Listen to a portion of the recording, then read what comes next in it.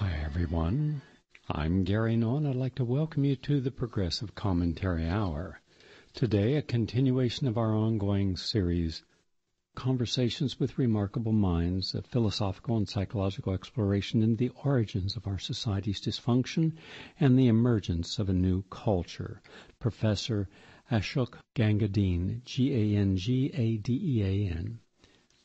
He is a distinguished Margaret Guest Professor of Global Philosophy at Haverford College in Pennsylvania, where he has taught for more than 40 years. His lifelong study and passion has been to clarify the common ground at the heart of human reason and to promote a deeper dialogue to bring forth a more integral and holistic global consciousness which can remedy the apocalyptic fervor associated with our fragmented world. He is the founder of the Global Dialogue Institute, a co-founder of the World Commission on Global Consciousness and Spirituality, which, by the way, includes Irvin Laszlo, Desmond Tutu, Hazel Henderson, Jane Goodall, Robert Thurman, Cornel West. And he is the host of the award-winning program Global Lens on PBS in Philadelphia. We will be talking in depth on the very important topic. The topic today is a philosophical and psychological exploration into the origins and our society's dysfunction and the emergence of a new culture. Nice to have you with us today. Pleasure to visit with you again. Also, his newest books are Meditative Reason, Towards a Universal Grammar, as well as Between Worlds, The Emergence of Global Reason. As you know, on this program, we always take our time. We rush nothing. You'll have all the opportunity you want to explore any of the issues in depth, use examples wherever possible. We have a worldwide audience, and since the last time you were on the program, several years ago, we have been witnessing greater division between various political, social, racial, and economic factions in the United States. Now, aside from the gridlock that has overtaken the federal political body, we're also witnessing that if issues cannot be decided and implemented democratically, then they can be implemented through deception and corruption. The government's the National Security Agency program, for example, from that we are learning they've been spying on the entire population and gathering personal data far beyond Congress and what any of the agencies of government needed or even asked for. In fact, the latest revelations are that they were very specifically looking into all of the online porno so that they could build a profile about what a person's fetishes were, what they wanted, and I have to ask, why would they need this? No one knew that every single phone call, every single meeting, every single email has been recorded and captured, not simply the date or time or who the message was, but the actual messages. And our current leader continues to be disingenuous, suggesting that they don't have the actual message. They have everything, every word, every syllable that anyone has ever shared, every photograph, every anything electronic. Then there has been a reemergence of a fanatical right, fundamentalistic religion, racism, and a militarized of state and local law enforcement. Even in medicine and healthcare, we're witnessing a kind of totalitarian agenda. For example, mandatory healthcare through the private insurance industry. The law for Obamacare was written by the insurance industry, their lobbyist. They then got with Backus and other Democrats, and that is how this came into being. None of this was created by those in the field who knew what we need to get healthier, stay healthier, to prevent disease, and understand the relationship between stress and disease, the environment and disease. None of that is included. In fact, based upon the earlier research I did, where medicine is the number one cause of death and injury, this will mean millions of more Americans will die, and hundreds of millions of Americans over the next decade will become injured because of it. Then we have corporations writing our bills. ALEC, the American Legislative Exchange Council, has in secret for over 30 years been meeting on a regular basis with our state representatives in exclusive resorts, coaching them on bills that the legislators take back and then enact as laws. Until a year ago, no one knew that ALEC even existed, except for the hundreds of corporations that are a part of it. So what does it tell us when our elected officials are not representing the wishes and needs of the population? So when we gather all these regressive efforts and policies together into a whole, we could witness an agenda, a paradigm, that is a large departure from those higher values of democracy and liberty and freedom of expression and belief and economic and environmental sustainability and honoring and respecting the individual regardless of social class, status, or ethnicity. So take your time. How should we make sense of this widespread rise of regressive thought and action that is so contrary to principles that are universal when it comes to ethics? Wow, that's a wonderful laying out, Gary, of the highlights of a kind of cultural, social, political dysfunction embedded deeply in our culture. And so just breathe. I love the way that you set the tone. So let's breathe and take our time and try to step back and get to the deeper sources, the origins of the societal dysfunctions. Where does it come from? What's driving it? What's at the heart of it? And my journey as a philosopher for the last 50 years, looking at the wisdom, you speak of the democratic values and the principles that we allege have a disconnect with the regressive practices and malpractices.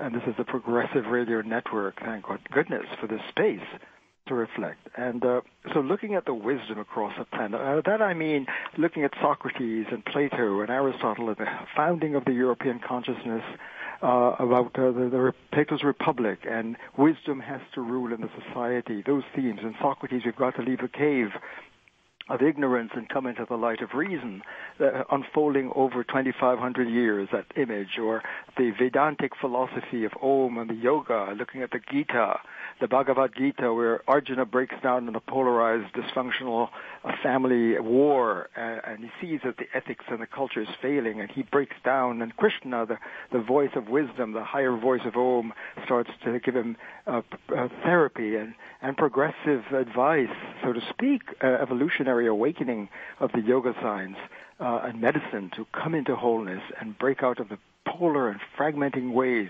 that Arjuna didn't understand. Or Buddha's awakening. He saw that existence is suffering, and the medicine, he brought medicine to the culture, cultural medicine to heal our broken lives and being, our dysfunction. If we have ill-being, we can't flourish. We need well-being, and Buddha prescribed and diagnosed deeply into the origins of the society dysfunctions and malpractice. Lao Tzu in the Chinese origins, the Tao that is named is not the Tao.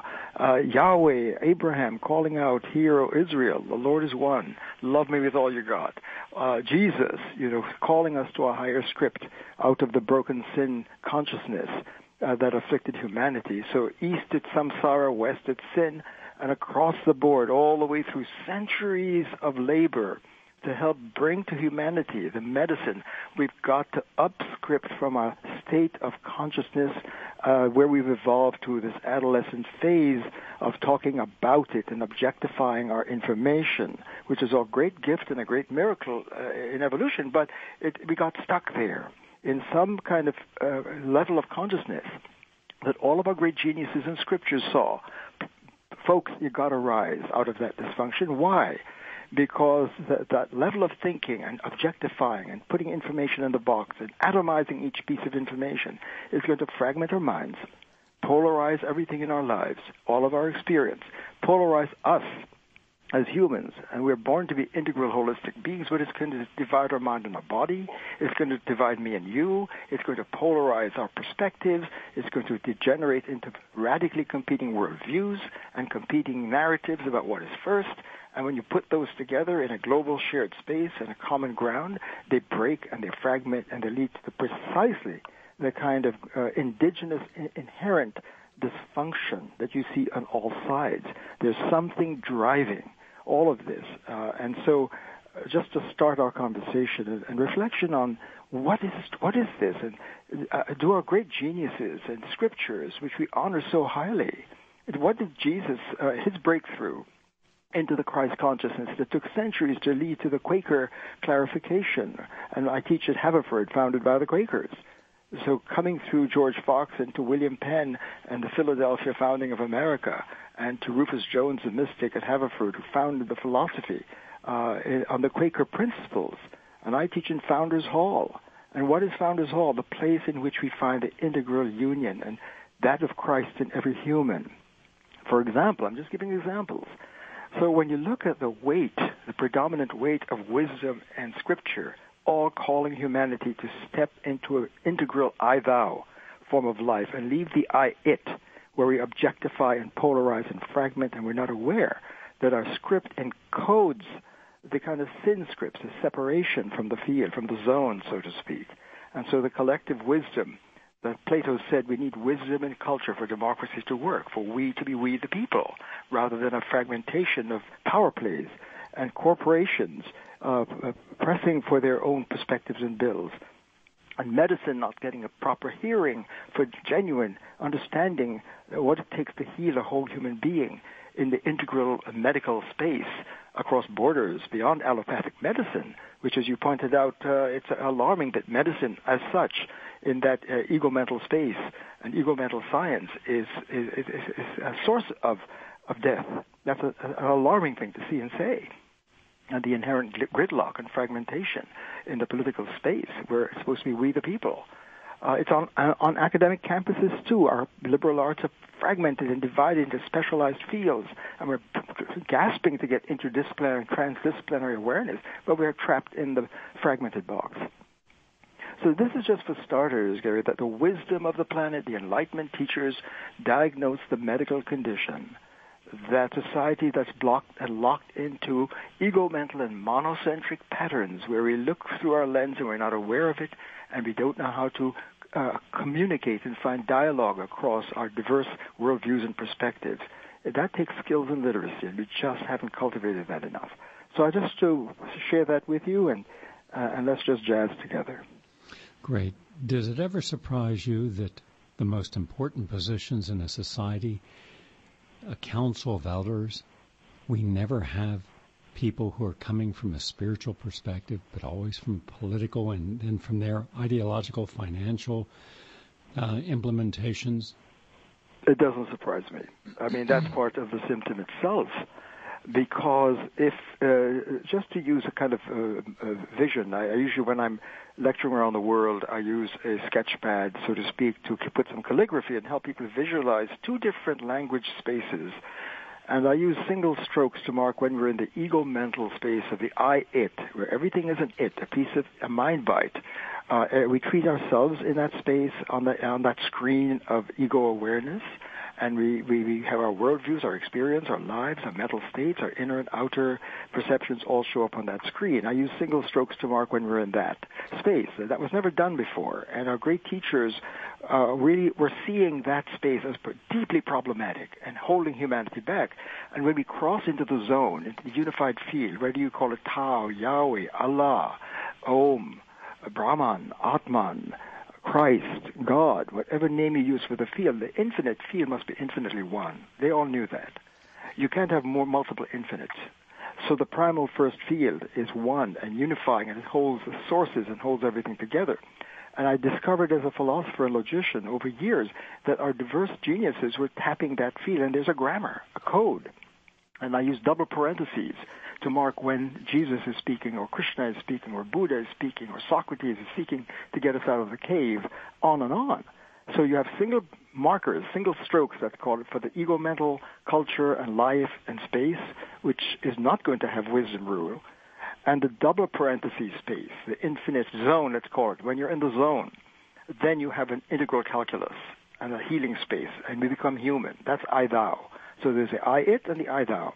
And your question, put in this space, if wisdom is the I-thou moral space where we discover our sacred self in the other and in the environment, and we want to live by that honor code, that is not going to preside in the highest offices in a single bracket monocentric culture. It's just not going to happen because it's allergic to the double bracket. It's phobic about it. It puts them to death. Socrates got hemlock. Jesus got the cross. Gandhi gets taken out. One after the other. It's allergic. So how are you going to have wisdom in the civic space and in the civic culture when it's dominated by monocentric, single bracket, ego mental thinking? That's the great challenge we face on the planet. Ashok, let's divide this issue into two parts, if you would, please. It was George Bernard Shaw, the great British essayist and playwright and writer, who said, "We have no more right to consume happiness without producing it than to consume wealth without producing it."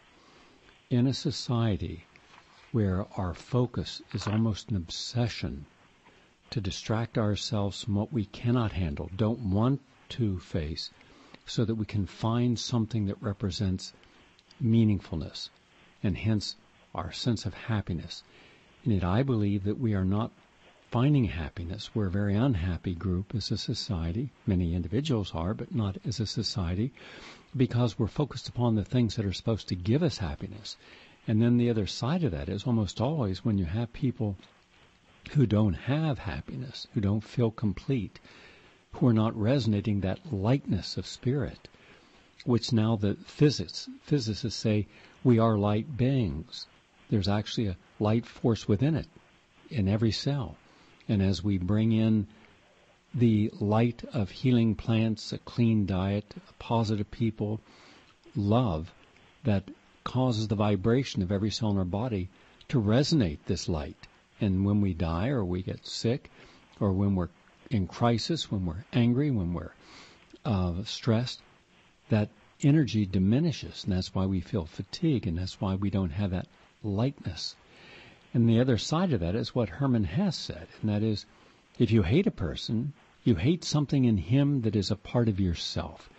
What isn't part of ourselves doesn't disturb us. Now think of how many people in society today, everything they do is based upon projecting negative energy towards some class, some group, some body politic, some ideologues. It is an obsession. Could you address these two issues, please?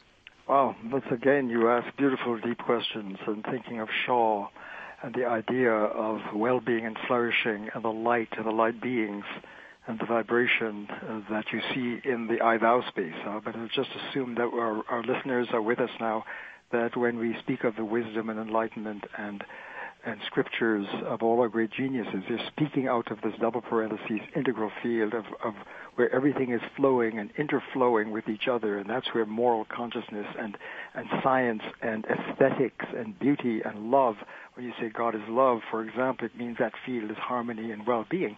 They knew that the medical prescription for individual and collective flourishing is to have the competence and literacy and script and intelligence to surf and get centered in that field. That's the Buddha field. That's the Christ field. That's the awakened space of Logos for Socrates, Plato, and Aristotle, for example, when Descartes said, I am, and so he could doubt everything in the box, and he got scared. He said, and he hit the I am. He tapped that deeper field, and he didn't have the culture to back him up to understand he had crossed into the zone, so to speak, of where we flourish, and that's where he discovered the I-thou. The infinite other of God was present, and that was the light of reason. Again, and he sought to open up the values and future of culture and science and research in that light of reason. And that led to the birthing of we hold these truths to be self-evident coming out of the European Enlightenment. So all of that on the one hand is echoes what you said about Shaw, and yet people, and this is an astounding medical diagnosis. If we get obsessed with the box, what's in the box, our mental states are all on the screen, objectified as an it, as an object. They knew it's going to be deep frustration, the breakdown of knowledge, because it's not grounded in the field. It's going to lead to nihilism and despair and angst. The midlife crisis is going to be all through life. When Arjuna broke down on the battlefield, it started the beautiful dialogue in the Gita, Bhagavad Gita. His life broke down because he was stuck in the samsaric field of fragmentation, cut off from the zone of Om and Atman and the self. for example. So when you look again at the astounding reservoir and endowment of our wisdom across the planet, and the medical consensus there, you see that if you get obsessed within the ego-mental culture and life and experience and self-making and dealing with others, you're going to get that projection of negative energy. You're going to have phobia across borders. You're going to have Holocaust and genocides, ethnic cleansing, breakdown of love. Single bracket relations are not genuine double bracket relations in love, the I-thou space. When you cross into the I-thou, you open yourself, you drop your defensive lens, and you open to deep dialogue. And dialogue means dialogos, through the logos, enter the logos. And the logos from the Greek means a fundamental field of reason and light and speech, the light you speak about, the vibrational light that pervades every cell. It comes out of the logos, out of the Om, out of the Tao, out of the Buddha Shunyata field. So that's the overwhelming science. So the diagnosis, Gary, is that when we obsess with all our good intentions on stuff, on objects in the box, on trying to get things to solve and address our broken selves, our divided self, and being cut off from the zone, it's bound to fail. It eclipses the light. That's what Socrates says, being in the cave. And that's what Krishna said in the Gita, the key to happiness and flourishing, which is moksha, is to break the barrier, the hypnotic trance of culture, that the sin script and the samsaric script of fragmentation has us captive and has colonized the people. And we're living in that kind of alienated colonial mental state where our script of objectification and materialization, that's the deep source, according to our geniuses, of our human dysfunction, individual and cultural, that leads to this projection and phobia and breakdown of relationships and moral consciousness and flow. And Hermann Hesse, on the other hand, another one of my great authors and creative geniuses that I admire, when he wrote Siddhartha, the novel, for example, and speaking about hating the other, Hesse understood that in the Buddha, in the Siddhartha novel, for example, when he tried to capture the journey of Buddha, in Buddha's awakening, when you enter the Buddha field, what do you find? That we're all interlaced in Indra's net. We're all interflowing, the I and the thou. And to tend to the others, to tend to myself, to tend to the environment is to honor yourself, because it's all sacred space. This is the overwhelming consensus. When Jesus was in that Christ voice and said, when I was in prison, you visited me, and when I was hungry, you fed me. And the disciples in the single bracket monocentric mind, where it's across the planet, said, when did we do this? Unless you die, you cannot be born again, unless you let go of that obsession and fixation and addiction to the ego-mental single bracket technology. As great as it is to get us where we are, it's adolescent, and it's holding us back from maturing as for persons and for human beings. And so I think both your reference to Shaw and Hess really, again, echoes the theme we're bringing out, that wisdom and well-being brings us into the light. And if we surf the zone, when athletes are in the zone, and I use the zone metaphor as a user-friendly way to understand, we humans have access to the fields in our better moments in peak performance. And when we, as jazz musicians, are zoning together, we are the music. When the runner has become the running, she is the running. That's zoning. When the basketball players in the team click together, nothing can stop it. The force is with us. That kind of thinking. We have access to the zone, and yet we're not there, because we're caught in the box using a fragmenting calculus of the mind and culture, and which produces all kinds of human dysfunctions, alienation, fragmentation, and is driving the endemic cultural dysfunction that we see on all sides. I want to do a thread off what you just said because it struck a chord with me. I want us to have a larger arch here for a moment, but go back to the 1970s. I was struck by something my mother told me early in life when I was too young to either understand it or to be able to use it. My mother was a sensitive in the South. That's a person that spends time with you and gives you some guidance by rebalancing energy, but never tells you what they see, nor presents a negative. It's always a positive. But she would always hold people's hands, and as a young kid, and they would come every night to our home, and I would watch in our small home my mom through the banisters as I was young, and she would counsel people, and I said, why do you hold their hands? And she said, because I'm trying to feel their energy. I said, what does that mean? She said, when a person is happy, when they're feeling love and appreciated, they vibrate a very positive energy. I'm trying to synchronize my energy with theirs. So in this moment, when they leave our house, they'll feel better than when they came in.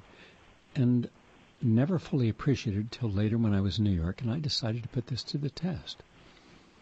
So I put the word out to my radio audience, if you have any experience in healing, I'd like to have you in the lab. Now, I was a scholar at the Institute of Applied Biology, mainly in anti-aging research, but I also did some psi research that was kept very quiet because it was a very orthodox place, mainly where they did chemotherapy research.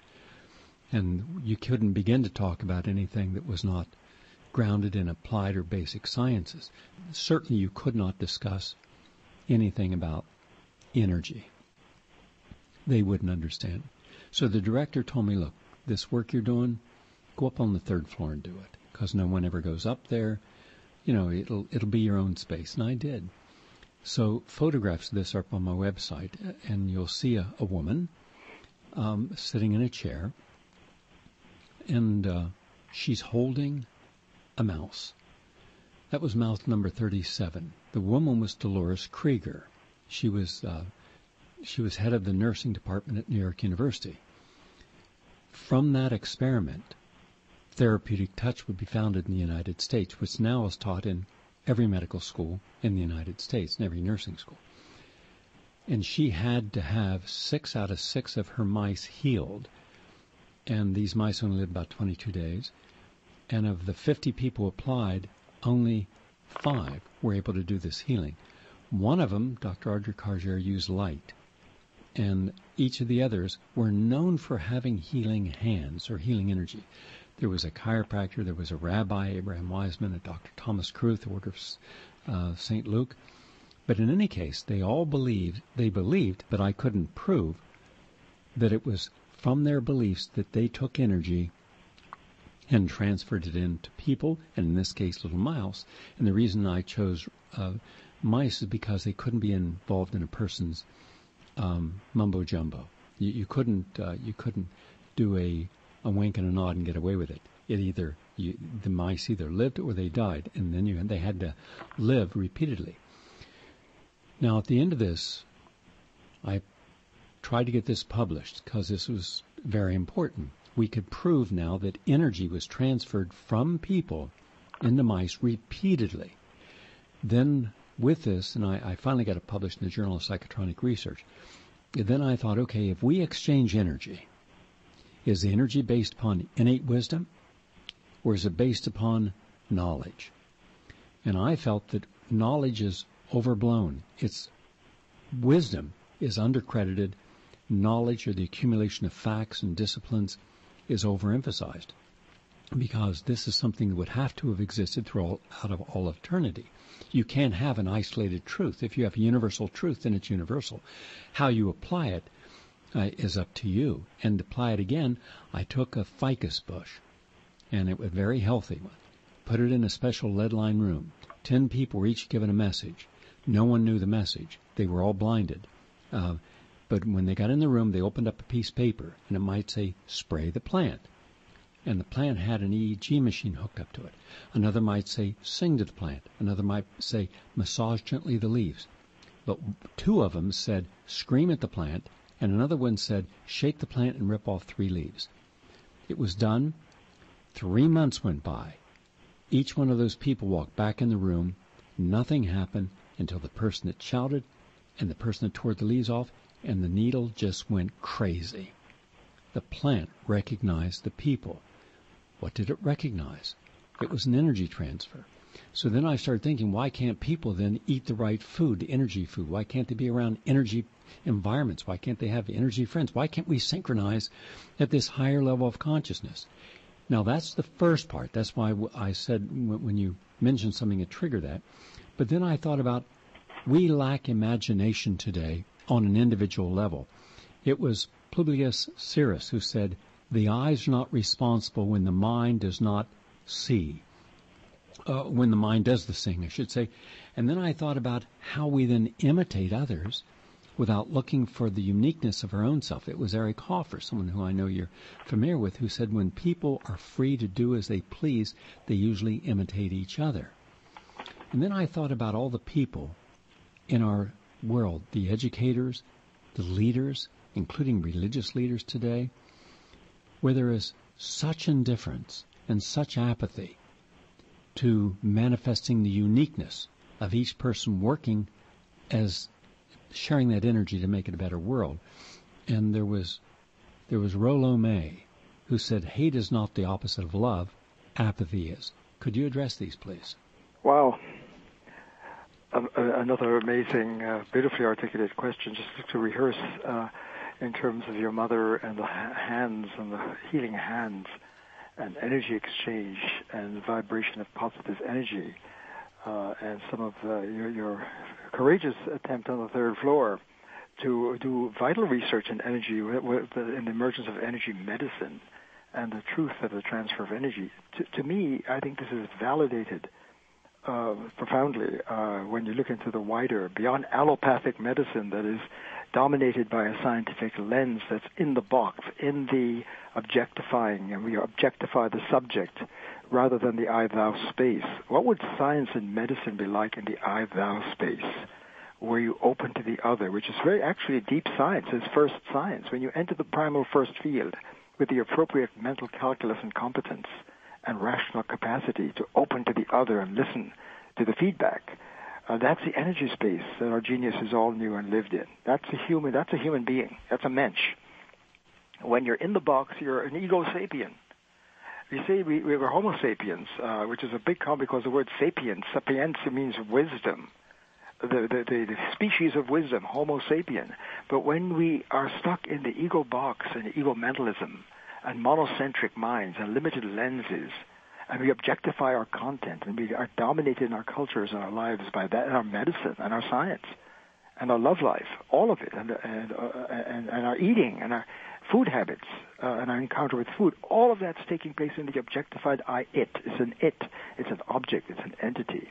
In contrast to the dilation of the energy of the heart mind of a whole human crossing into the dimension of wisdom, genuine wisdom, that's a logo sapien, not an ego sapien. You know, and the ego pillar has to mature as a Buddha fly, so to speak, just to play with that. And the journey of wisdom, as you beautifully point out, if we listen to wisdom rather than single bracket knowledge, facts in the box. Facts in the box are artifacts of the lens that we use. If we have a Newton lens, we have a Newton box, a Newton facts, a Newton world. If you have an Einstein lens, you have an Einstein world. If you have a Hawking lens, you have a Hawking's world. If you can get to the grand unified field and open up the lens, you'll have a deeper physics and reality and medicine. So you nailed it beautifully when you said that the dominance of single bracket knowledge has eclipsed wisdom, which is primal knowing. The knowing in wisdom is intimate knowing of the knowing and the knower and the known, because you're not objectifying yourself or the other. You're standing in an open space.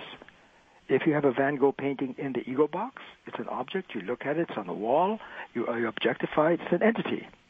And you too are an object because you're processed in that box. One it looking at another it. That's the nature of that kind of knowledge.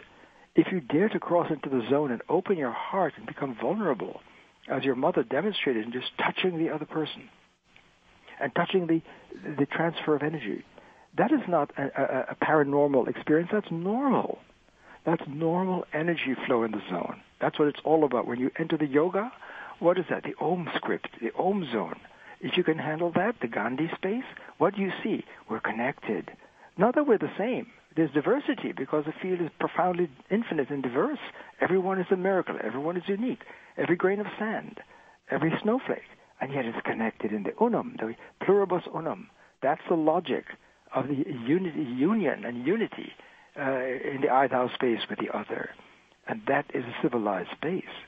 And so what you're bringing out so beautifully, Carrie, is that when you look at this in our medical practice, in our political behavior, educational parenting of our children, in practice of medicine, to the extent it's dominated by ego-mental and monocentric adolescent patterns and addictive forms of thinking in the box, we are mutilating ourselves. We're deforming our kids by pushing them into that form of education. So your question beautifully, look at our leaders, our educators, our political leaders, our religious leaders. The question I would put to them in the spirit of your question, are our educators really seeing that a human being, a mensch, a person, is not an object? It's a presence. Are they seeing that nature is sacred?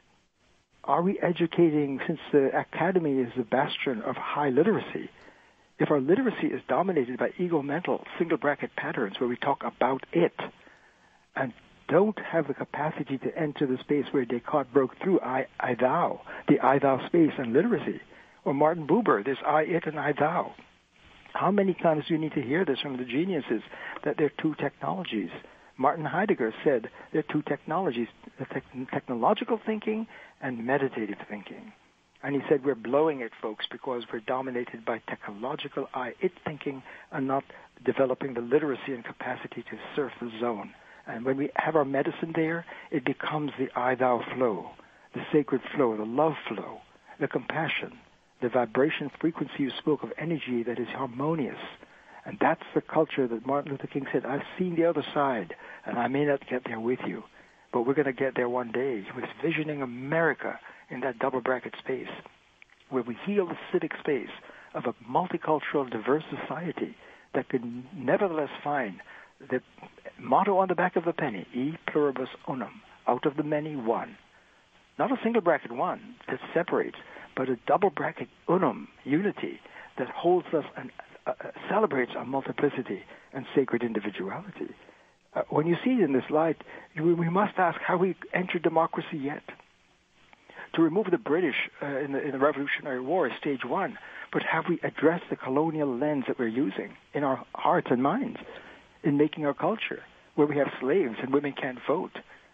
And we have this projection of hatred and burning people at the stake. All of that is coming from the colonized mind and a colonized human being. So it's very deep what you're asking and looking at and bringing out in this dialogue, Gary. Are we a free people? Can we flourish? Do we have the pursuit of happiness in an ego-mental culture? Or must we take the courage now for the ultimate unfinished activism on the planet to look at our script and our mental practices and to see the consequences medically and ontologically, and to dare to have the courage to rise and listen to our great teachers? So that's the apathy you're speaking of. The apathy is a single bracket objectification where you're severed from yourself. How can you be an inspiring, energetic transfer leader or healer and confirm what you had the courage to show of the transfer of energy, at all levels? That is the nature of the field, the Om field, the Tao field, the Buddha field, the Christ field, and the field of science.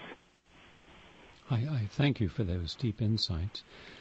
I'd like for you to address several issues all interconnected to what we've been discussing, and that is that many people in this audience believe that we've reached an impasse where all we have believed to be true in the dominant ruling paradigm and hold such faith in, including science, medicine, psychology, needs to be reviewed in order to avoid the threats and crises facing not just Western nations, but the world at large. I'd like for you to discuss in depth this redefinition of our understanding and meaning of wisdom as separate from what you just discussed, since in the past it has always been related to philosophy, theology, and spirituality. And what appears certain today, as we watch our leaders in almost all walks of life bungle their way from one crisis to the next and only making matters worse, is that while we may call them bright and smart, the best and brightest, they certainly are not wise. Wisdom is simply absent in the decision-making necessary to address the challenges we face. So that's the first part of this. The second part is, when we look around, the world seems to be increasingly, as you said, egocentric, and as I would add, fragmented. There are scores of diverse worldviews and opinions, and they seem to be leading to what Samuel Huntington called a clash of civilizations. And many of these worldviews are very difficult for most people today to appreciate. The anthropocentric climate change versus climate change denialism, or global free market capitalism versus all other economic beliefs. And rather than thinking we are evolving in consciousness, one would think we are in fact devolving. So what evidence is there for an evolution of consciousness, or what you call the awakening of the global mind? And also, why is communication and dialogue across conflicting worldviews and belief systems and paradigms so difficult, usually hostile rather than congenial? And I look at this, I believe we're witnessing a breakdown and a collapse for at least 70% of all the people in the United States. You don't see it. I'm out here filming Poverty Inc. I'm in my 4th year. I'll be finished with the filming. I'm filming people who have college educations. I'm filming people who have PhDs, who are on food stamps or working in car washes. I'm filming senior citizens who spent their whole life working in a dedicated way, honestly and diligently, for a company, only to have that company offshore their company and take away their pensions. And now these people are eating cat food instead of human food. None of this do we see. We don't see 17 million homeless or hungry children. We don't see 1.6 million homeless children after school each day. That's the largest amount in American history, including during the Great Depression. We don't see the 15 million really direly poor senior citizens. We don't see people in their grief. We don't see how they cope and how few tools that they have from our system to cope. And as a result, when we look back at our generation, in the past, major fundamental changes have frequently been brought about by younger people, the 60s generation U.S. In the old Soviet Union, it was the younger generation of leaders who studied overseas in European universities that brought glasnost and perestroika. We saw regimes fall in the Arab world during the Arab Spring, not because of their academics, not because of their business leaders, but because of youthful, unemployed people who were educated, hungry, and didn't want to tolerate it anymore. We didn't do anything in the United States. Our leaders continued to support every single tyrannical regime until it was obvious that they were going to lose.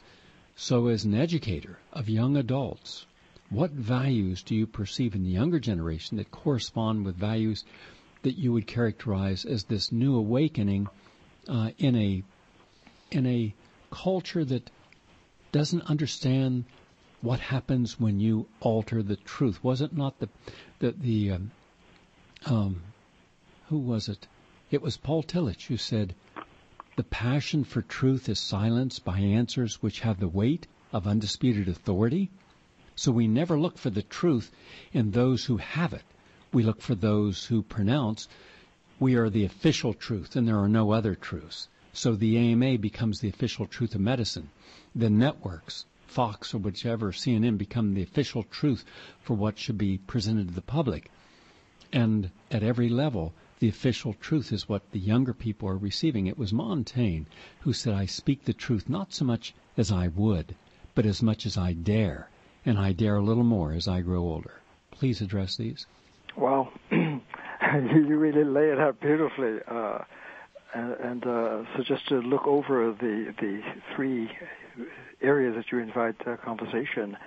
The first one has to do, as I see, with the marketplace of our ideas and our culture making and the absence of wisdom, real wisdom as we talked about it, as a place of an awakened consciousness and script and literacy, of the I-thou, of deep dialogue, of having skills of dialogue across borders, and a dilated lens with that, what I call lensitivity, when you become aware that lens you are raised within your culture shapes your world and your world making, and all of your perceptions and experience comes from your lens. And if you're not aware of that, you're uncritical and you're sleeping on the job. And again, that comes with the territory of an ego-mental culture that's dominated by what I call the single bracket mental processing. When you realize that the level of scripting and intelligence, which I call ego-mental or monocentric, where you see it from your mono lens, rather than a dialogos, where you can dilate a kaleidoscopic, flexible, open lens across borders. The fixed lens is what the geniuses saw is the wall we're hitting, the evolutionary wall that creates the crisis we face. The evolutionary crisis is that our future is on the line. Our existence is in question. Our sustainability is deeply problematic. We're on a Titanic, and we've got to somehow see that and get off of that Titanic. And the Titanic is a mental processing that's dominant across the planet, and that's what our geniuses were diagnosing and seeing. It's going to take us down into deeper evolutionary dysfunction. And when you think about that, if that's what's dominating us, and we have our different fragmented lenses of our cultures, and we don't realize it, that's what generates the clash of worlds. As Huntington brought out, that after the Cold War, what's the next challenge of the 21st century? The clash of worlds. And 9/11 is one example of so-called Islam on the West, worldviews colliding. But that's old as the hills. The clash of worlds has been going on for millennia. But also the meeting of worlds. I mean, the trade routes and the meeting of the Hellenistic and the Judaic language in John's Gospel leading to, in the beginning, as the Logos, and the Logos became flesh. That kind of talk is a creative meeting of alternative worlds. So when we have the I-Thou, Christ lens and Buddha lens and Yoga lens and Tao lens, so to speak, and have therefore the literacy to cross borders in a nonviolent way. Why? Because wisdom takes us into the zone which is the source and ground and foundation of all possible worldviews and scripts and narratives. That's just very clear. And that's because they all saw, the geniuses, that in the primal field it cannot be bound. It's unbound. It's unfinite. It's non-finite. It's infinite. Which means what? You can't step outside of it. Because if you did, you would finitize it. If Adam and Eve could really create themselves as atoms, A-T-O-M, and be a separately existing being, they would have demoted Yahweh to be finite. Can't do it. We're surrounded by the infinite field, and we can't step outside of it, thank God. And that's basic science. And if you break a piece of ohm, you're going to ohm. What does that mean? Every unit is fractal. Now, what does that mean? It encodes the infinite in its own local way, boundless ad infinitum. And that's why Blake saw there's infinity in a grain of sand and eternity in an hour. The poets and geniuses and visionaries could see that when they tapped the zone of wisdom. So what you lay out beautifully is that what is the impasse? What is a barrier? Is there a barrier? That after all of these centuries of Buddha and Socrates urging us out of the cave into the light of reason, and Jesus dying on the cross to manifest the Logos in the flesh, when he's saying, I am the truth, I am the way, embodying it. Because when you cross into the zone, you live the script, you become the script, because in the beginning is script. And we have lost the code to access that script, despite the geniuses teaching us and urging us and coaching us to rise and upscript rather than download. And so that's the impasse, I see, the greatest impasse facing humanity across the planet.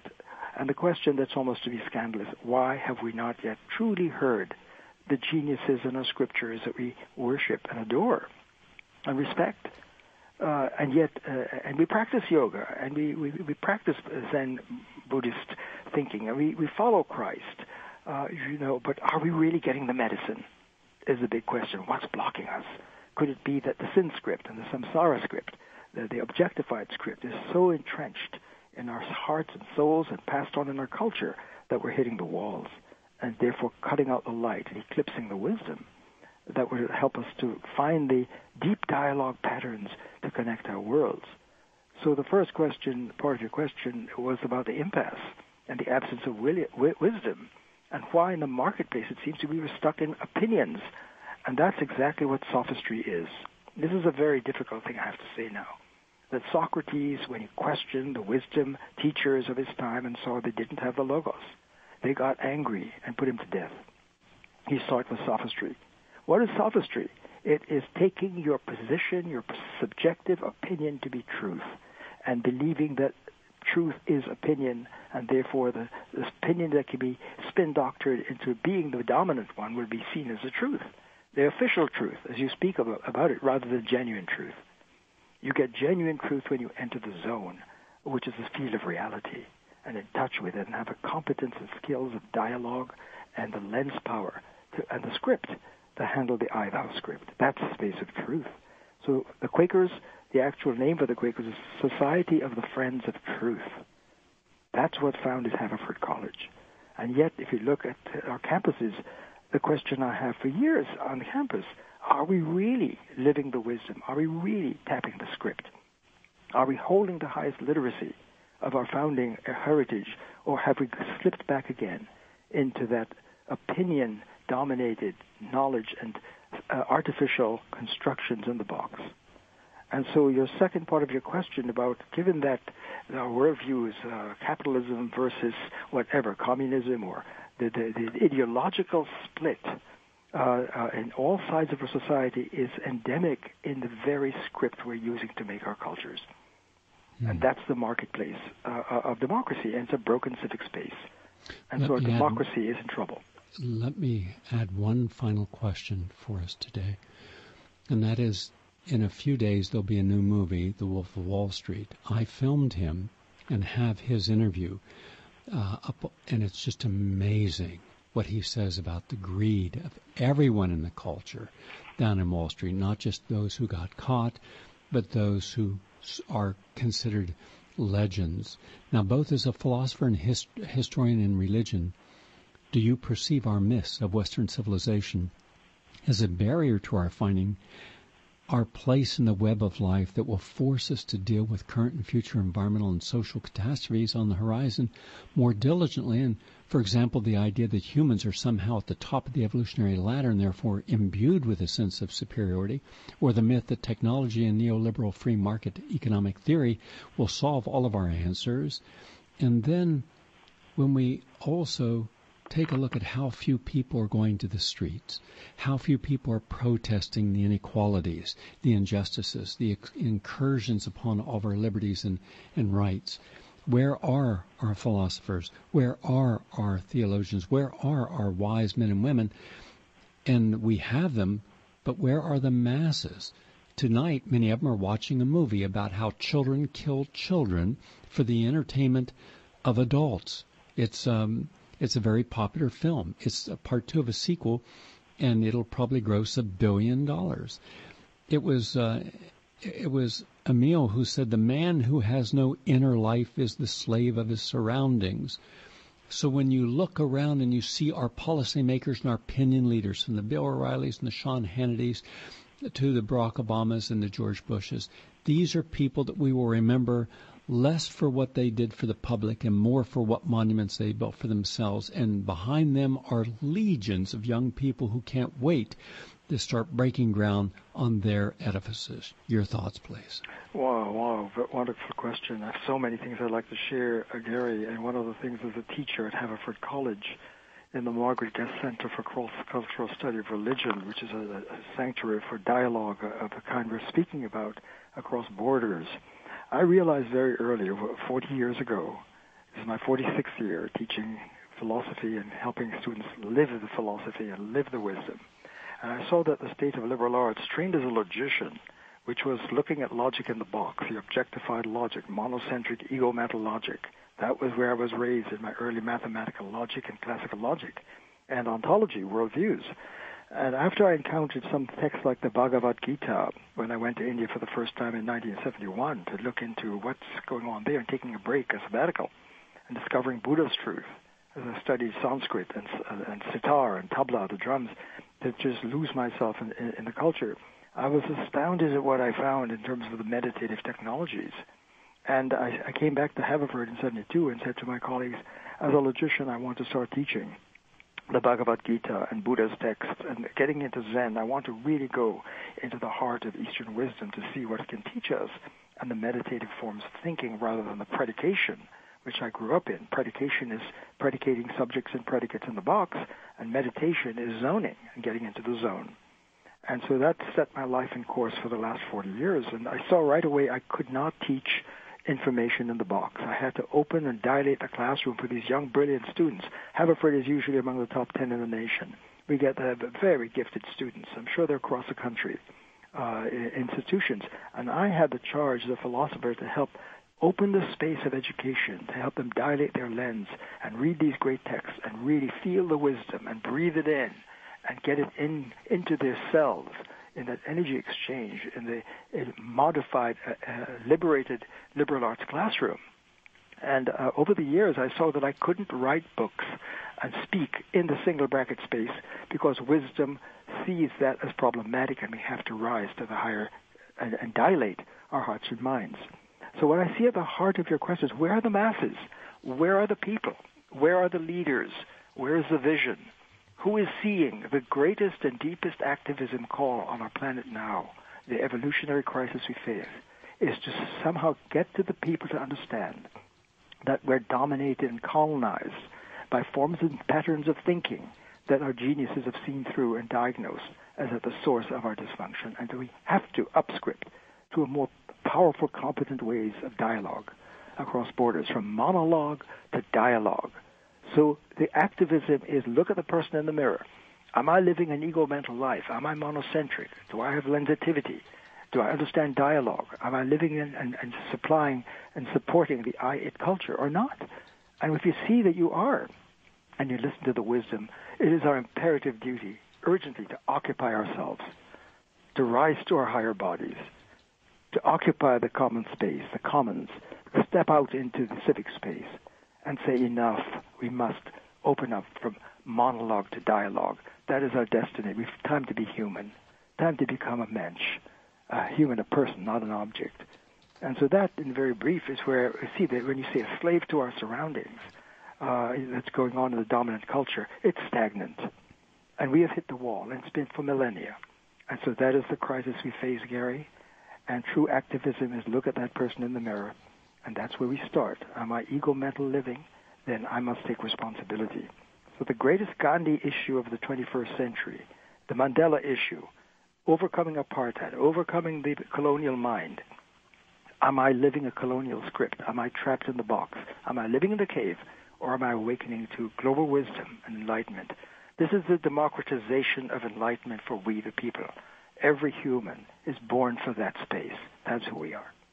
That's a great final statement in commission to this program. Thank you very much for being back on with us. I greatly appreciate it.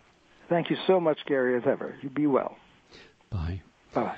And this concludes our Conversations with Remarkable Minds, a philosophical and psychological exploration into the origins of our society's dysfunction and the emergence of a new culture. Professor Ashok Gangadeen, Gangadean. Have a nice day.